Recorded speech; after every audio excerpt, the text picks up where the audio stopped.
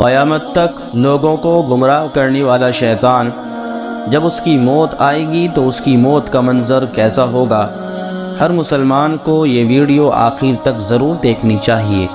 شیطان کی موت کا دردناک منظر آئیے جانتے ہیں اس ویڈیو میں۔ بسم اللہ الرحمن الرحیم۔ شروع کرتا ہوں اللہ کے نام سے جو بڑا مہربان نہایت رحم والا ہے۔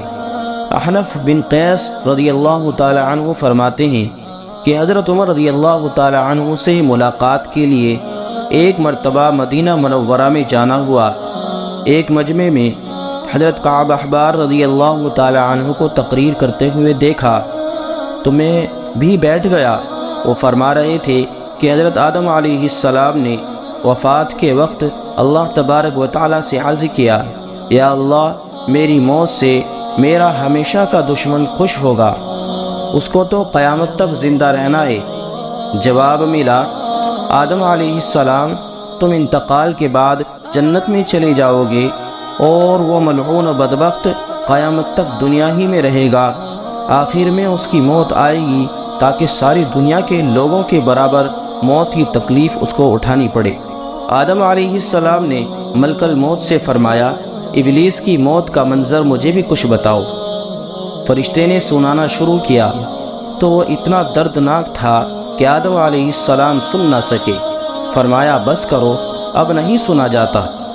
اتنا فرما کر حضرت کعب احبار رضی اللہ تعالی عنہ خاموش ہو گئے۔ لوگوں نے کہا کہ حضرت کچھ ہمارے سامنے بھی اس کی موت کا منظر بیان فرمائیے۔ پہلے تو انکار کیا مگر لوگوں کے بے حد اصرار پر فرمایا، جب قیامت قریب آئے گی لوگ حسب عادت بازاروں میں مشغول ہوں گے، اچانک ایک زوردار دھماکہ ہوگا جس سے بہت سے لوگ بے ہوش ہو جائیں گے۔ اللہ تبارک و تعالی ملک الموت سے فرمائیں گے کہ میں نے سب سے زیادہ تمہارے مددگار و معاون بنائے اور تم کو ان سب کے برابر قوت دی۔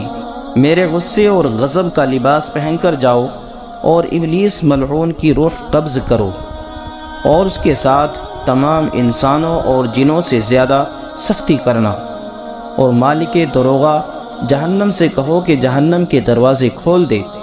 ملک الموت غیظ و غضب میں بھرے بہت سے فرشتوں کے ساتھ دنیا میں اس طرح سے آئیں گے کہ آسمان اور زمین والے دیکھ لیں تو خوف کے مارے پگھل جائیں۔ ابلیس کے پاس پہنچ کر بہت زور سے ڈانٹ پلائیں گے جس سے ابلیس بری طرح تھاڑے مار مار کر چیخے گا۔ اگر دنیا والے اس کی آواز کو سن لیں تو بے ہوش ہو جائیں۔ ملک الموت ابلیس سے کہیں گے کہ خبیث، تو نے بہت لمبے زمانے تک عمر پائی ہے اور بے شمار انسانوں کو تو نے گمراہ کیا ہے، جو تیرے ساتھ جہنم میں جائیں گے۔ آج ان سب کے برابر تجھے موت کا مزہ چکھاؤں گا۔ تیری مہلت اور ڈھیل کا وقت ختم ہو چکا ہے، اب تو موت سے بھاگ نہیں سکتا۔ ابلیس گھبرا کر مشرق کی جانب بھاگے گا تو کبھی مغرب کی جانب بھاگے گا، لیکن ہر طرف اپنے سامنے ملک الموت کو پائے گا۔ سمندر میں گھسنے کی کوشش کرے گا تو سمندر نکال پھینکے گا۔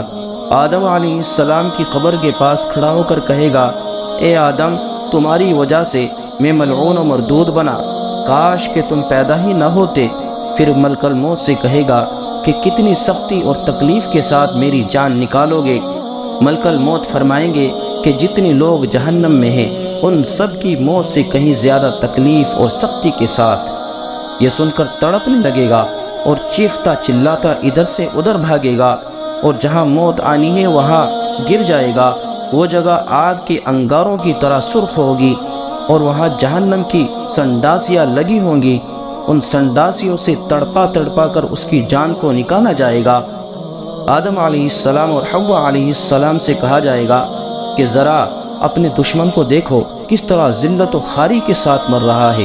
وہ دیکھ کر خوش ہوں گے اور کہیں گے، یا اللہ، تو نے ہم پر اپنی نعمت کو مکمل فرما دیا۔ معزز ناظرین کرام، جیسا کہ آپ نے سنا کہ شیطان بھاگے گا اور چیخے گا اور چلائے گا، لیکن آخر کار موت اسے اپنے آغوش میں لے ہی لے گی اور وہ ہمیشہ ہمیشہ کے لیے جہنم میں چلے گا۔